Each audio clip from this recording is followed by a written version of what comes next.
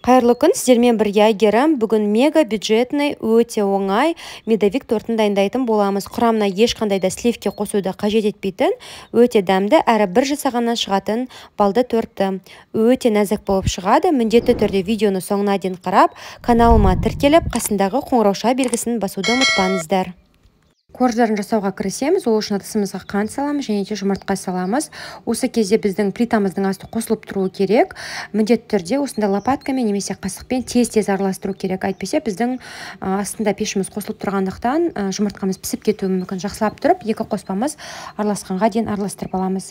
Одан кейін үстіне бал қосамыз, яғни медті. Өзіңізге дәмі ұнайтын мед қоса берсеңіздер болады. Енді қайтадан осы барлық қоспамызды жақсылап тұрып араластырып аламыз. Маған ыңғайлы болғандықтан лопаткамен араластырып жатырмын. Егер сіздерге ыңғайсыз болса, қасықпен немесе шанышқымен араластыруға болады. Міне араластырып алдық. Көріп тұрғандарыңызда бізде ақырындап үсті ағара бастайды. Осылай көпіршіп ағаруы мүмкін. Одан кейін біз үстіне ас содасын қосамыз. Сода қосқаннан кейін қайтадан жақсылап тұрып барлығын араластырамыз. Сода қосқаннан кейін бізде массамыз ұлғайып, ағарып көпіре бастайды. Одан кейін үстіне сары майымызды саламыз. Сары майымыз ерігенге дейін араластыруымыз керек. Біз массамызды мүлдем қайнатпаймыз, тек қана қайнағанға дейін ғана ұстаймыз. Қазір біздің сары майымыз ериді толықтай. Одан кейін пешіміздің үстінен ыдысымызды ала бересек болады. Енді басқа ыдысымызға құйып аламыз. Көріп тұрғандарыңыздай, қараңыздар, масса ұлғайған.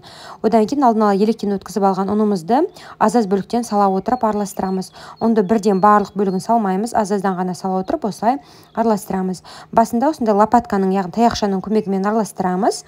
Одан кейін бізде қамырымыз қоюлана бастаған кезде қолымыздың көмегімен қамырымызды илейміз. Бізде міне осындай эластичный қамыр пайда болу керек, жұмсақ, қолға оңай еленетін, және де сәл жабыспақ болса, кішкене құрағын сеуіп, өте қатты көп сеуіп жүрмеңіздер, бірақ та қамырымызды илеп алсақ болады. Міне біздің қамырымыз дайын, өте әдемі жұмсақ қамыр шықты. Енді қамырымызды ыдысымызға салып, бетін жауып, кем дегенде 40 минутқа тоңазытқышқа қойып қоямыз. Оған дейін крем жасаймыз. Ыдысымызға қант, кукурузный крахмал, яғни жүгері крахмал және де бір жұмыртқамызды салып, тез-тез венчигіміздің көмегімен араластырамыз. Тез-тез жақсылап тұрып араластырамыз. Осы кезде біздің плитамыздың асты қосылып тұру керек. Асты қосылады. Орташа отта барлық қайнатпалы кремді дайындаймыз. Одан кейін үстіне бөлме температурасында тұрған сүтті құямыз. Жақсылап тұрып барлығын араластырамыз. Осылай орташа отта араластырып тұрамыз міндетті түрде. Әйтпесе біздің қайнатпалы кремнің түбі жабысып қалуы мүмкін. Міне қараңыздар, осылайынан қоюланады. Крем өте тез дайын болды. Шамамен бір 4-5 минутта ғана дайын болды. Осылайынан араластырасыздар. Креміміз міне дайын, қоюланды, түбі мүлдем жабыспаған. Енді қазір біз үстіне сары майымызды салып жібереміз. Сары май ерігенге дейін кішкене араластырып тұрамыз. Міндетті түрде араластырып тұрыңыздар, түбі күйіп кетпеуі керек. Міне біздің крем дайын. Енді басқа ыдысымызға салып аламыз толықтай. Өйткені біз қазір кремді салқындатуымыз керек болады. Бетін осындай салафанмен жауып, толықтай міне дәл видеодағыдай тоңазытқышқа салып қоямыз. Тоңазытқышта салқындауы керек. Оған дейін біздің қамырымыз 40 минуттай тұрып салқындап қалды. Қамырды осылайынан ұзынша етіп алып, ортасынан теңге бөліп, әр бөлігін 4 бөлікке бөлеміз. Сонда бізде 8 дана корж болады. Қазір осылай дөңгелек қылып аламыз. Енді әр коржымызды астына пергамент қағазын төсеп, осылайынан жайып аламыз. Формасы дөп-дөңгелек болмаса да ештеңе кетпейді. Соңында піскеннен кейін біз кесіп ала саламыз. Одан кейін міндетті түрде шанышқымен осылай тесіп аламыз. Барлығын осылайынан 170 градус алдын ала қызып тұрған пеште 6-7 минуттай сарғайғанға дейін, осылай сарғайғанға дейін пісіріп аламыз. Коржымыз ыстық кезде формасын кесіп аламыз. Мендегі форма 22 см. Шеткі артқы бөліктерін барлығын жеке алып қоямын. Онымен біз тортты әсемдейтін боламыз. Барлық корждарды осылайынан міне решеткаға қойып салқындатып алдым. Ыстық кезінде бірінің үстіне бірін қоюға болмайды. Салқындағаннан кейін ғана қойсаңыздар болады. Ал мынау ұнтақтармен үстін әсемдеуге қолданамын.